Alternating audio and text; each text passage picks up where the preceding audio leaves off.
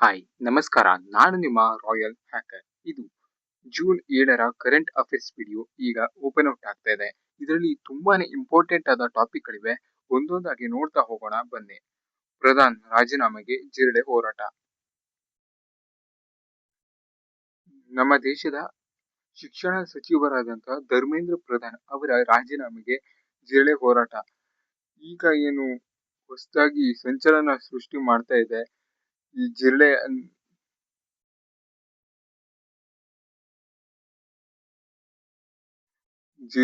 Party ಅದು ಈಗ ಧರ್ಮೇಂದ್ರ ಪ್ರಧಾನ್ ಅವರ ರಾಜೀನಾಮೆಗೆ ಹೆಚ್ಚುವರಿಯಾಗಿ ಒತ್ತನ್ನ ನೀಡ್ತಾ ಇದೆ. ಹಾಗೆ ಅವರನ್ನ ಹೇಗಾದ್ರೂ ಮಾಡಿ ರಾಜೀನಾಮೆ ನೀಡಲೇಬೇಕು, ನೀಡೋ ತರ ಮಾಡೇ ಮಾಡ್ತೇನೆ ಅಂತ ಅವರು ತುಂಬಾನೇ ಚಳುವಳಿ ಮತ್ತೆ ಹೋರಾಟವನ್ನ ನಡೆಸ್ತಾ ಇದ್ದಾರೆ. ಹಾಗೆ ಮುಂದಿನ ಟಾಪಿಕ್ ಕಡೆ ಹೋಗೋದಾದ್ರೆ, ಬಂಜಾರ ಭಾಷೆಗೆ ಮನ್ನಣೆ ನೀಡಿ. ವಿಶ್ವ ಬಂಜಾರ ಸಾಹಿತ್ಯ ಹಾಗೂ ಸಾಂಸ್ಕೃತಿಕ ಸಮ್ಮೇಳನ ಬಂಜಾರ ಭಾಷೆಯನ್ನು ಸಂವಿಧಾನದ 8ನೇ ಪರಿಚ್ಛೇದಕ್ಕೆ ಸೇರಿಸಲು ಕೇಂದ್ರ ಸರ್ಕಾರಕ್ಕೆ ಶಿಫಾರಸು ಮಾಡುವಂತೆ ರಾಜ್ಯ ಸರ್ಕಾರದ ಮೇಲೆ ಎಲ್ಲರೂ ಒತ್ತಡ ಹಾಕಬೇಕು ಎಂದು ಮಾಜಿ ಸಂಸದ ಡಾಕ್ಟರ್ ಉಮೇಶ್ ಜಾಧವ್ ಹೇಳಿದರು.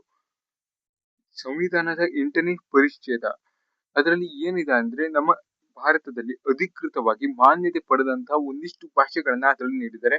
ಅದು ಅವರ ಆ ಭಾಷೆಗಳ ಲಿಸ್ಟ್ಗೆ ಇದು ಬಂಜಾರ ಭಾಷೆಯನ್ನು ಸೇರಿಸಬೇಕು ಅಂತ ಒಂದಿಷ್ಟು ಶಿಫಾರಸನ್ನ ಮಾಡಬೇಕು ಅಂತ ಹೇಳ್ತಿದ್ದಾರೆ. ಹಾಗೆ ನೆಕ್ಸ್ಟ್ ಟಾಪಿಕ್ ಕಡೆ ಹೋಗೋದಾದ್ರೆ, ಭಾರತಕ್ಕೆ ಏಷ್ಯಾ ಕಪ್ ಹಾಕಿ ಕಿರೀಟ. 18 ವರ್ಷದ ಒಳಗಿನವರ ಏಷ್ಯಾ ಕಪ್ ಹಾಕಿ ಟೂರ್ನಿಯ ಫೈನಲ್ ಪಂದ್ಯದಲ್ಲಿ ಆತಿಥೇಯ ಜಪಾನ್ ತಂಡವನ್ನು 4-1 ಗೋಲುಗಳಿಂದ ಸೋಲಿಸಿ ಪ್ರಶಸ್ತಿ ಗೆದ್ದುಕೊಂಡಿದೆ.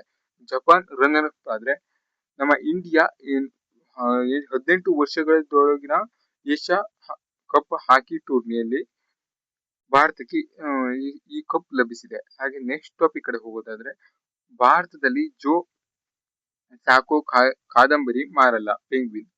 ಉತ್ತರ ಪ್ರದೇಶದ ಮುಜಾಫರ್ ನಗರದಲ್ಲಿ 2013ರಲ್ಲಿ ಸಂಭವಿಸಿದ್ದ ಗಲಭೆ ಕುರಿತು ಪತ್ರಕರ್ತ ಮತ್ತು ಲೇಖಕ ಜೋ ಸಾಕೋ ಅವರು ರಚಿಸಿದ the once and future right ಹೆಸರಿನ ಗ್ರಾಫಿಕ್ ಕಾದಂಬರಿಯನ್ನು ಭಾರತದಲ್ಲಿ ಮಾರಾಟ ಮಾಡುವುದಿಲ್ಲ ಎಂದು ಪ್ರಕಾಶನ ಸಂಸ್ಥೆ ಪೆಂಗ್ವಿನ್ ರ್ಯಾಂಡಮ್ ಹೌಸ್ ಇಂಡಿಯಾ ಶನಿವಾರ ತಿಳಿಸಿದೆ. ಇದು ಯಾವ ಬುಕ್ ಮತ್ತೆ ಆಥರ್ ನೇಮ್ ಸ್ವಲ್ಪ ನೆನ್ಪಿಟ್ಕೊಳ್ಳಿ. The once and future right ಅನ್ನೋ ಬುಕ್ ಆಥರ್ ನೇಮ್ ಬಂದ್ಬಿಟ್ಟು ಜೋ ಸಾಕೋ. ಅವ್ರ ಹೆಸರು ಮತ್ತೆ ಆ ಬುಕ್ ನೇಮ್ ಅನ್ನ ಸ್ವಲ್ಪ ನೆನ್ಪಿಟ್ಕೊಳ್ಳಿ. ಮತ್ತೆ ಈ ಪೆಂಗ್ವಿನ್ ಅನ್ನೋ ಪ್ರಕಾಶನ ಸಂಸ್ಥೆ ಏನಿದೆ ಅದು ಸ್ವಲ್ಪ ನೆನ್ಪಿಟ್ಕೊಳ್ಳಿ ಬೇಕಾಗ್ಬೋದು. ಹಾಗೆ ನೆಕ್ಸ್ಟ್ ಟಾಪಿಕ್ ಕಡೆ ಹೋಗೋದಾದ್ರೆ, ಪ್ರತಿಷ್ಠಿತ ಪ್ರಶಸ್ತಿ ಗೆದ್ದ ಭಾರತದ ಮೊದಲ ಆಟಗಾರ ಪ್ರಜ್ಞಾನಂದಗೆ ನಾರ್ವೆ ಚೆಸ್ ಕಿರೀಟ.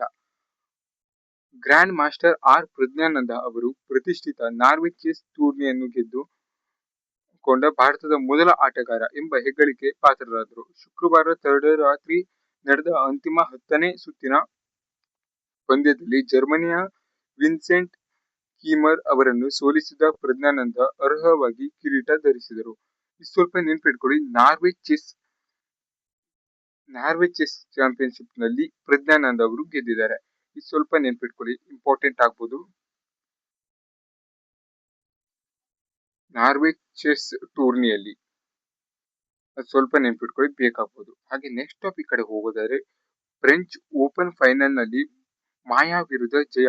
ಚೊಚ್ಚಲ ಗ್ರ್ಯಾಂಡ್ ಸ್ಲಾಮ್ ಗೆದ್ದ ಮೀರಾ. ರಷ್ಯಾದ ಮೀರಾ ಆಂದ್ರೆಯೇವಾ ಅವರು ಶನಿವಾರ ಫ್ರೆಂಚ್ ಓಪನ್ ಫೈನಲ್ ಪಂದ್ಯದಲ್ಲಿ ಪೋಲೆಂಡ್ನ ಕ್ವಾಲಿಫೈಯರ್ ಮಾಯಾ ಕಲಿನ್ಸ್ಕಾಯಾ ಅವರನ್ನು ನೇರ ಸೆಟ್ಗಳಿಂದ ಸೋಲಿಸಿ ತಮ್ಮ ಮೊದಲ ಗ್ರ್ಯಾಂಡ್ ಸ್ಲಾಮ್ ಕಿರೀಟ ಮುಡಿಗೇರಿಸಿಕೊಂಡರು.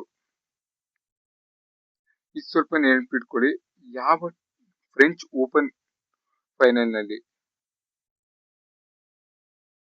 ಇದು ಅವ್ರ ಹೆಸರನ್ನು ಸ್ವಲ್ಪ ನೆನ್ಪಿಟ್ಕೊಳ್ಳಿ. ಇದಿಷ್ಟು ಇವತ್ತಿನ ಟಾಪಿಕ್ ಗಳಾಗಿದ್ವು. ಇದರಲ್ಲಿ ತುಂಬಾನೇ ಇಂಪಾರ್ಟೆಂಟ್ ಆದ ಟಾಪಿಕ್ ಗಳಿವೆ, ನೋಡಿಟ್ಕೊಳ್ಳಿ.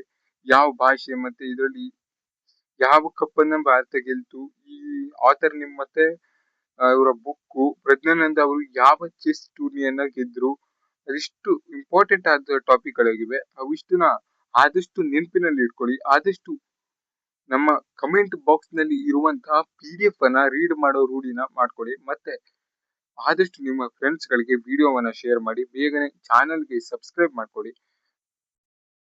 ಹಾಗೆ ಮುಂದಿನ ವಿಡಿಯೋದಲ್ಲಿ ಸಿಗೋಣ. ಅಲ್ಲಿವರೆಗೂ ಟೇಕ್ ಕೇರ್, ಬಾಯ್ ಬಾಯ್. ನಾನು ನಿಮ್ಮ ರಾಯಲ್ ಹ್ಯಾಕರ್.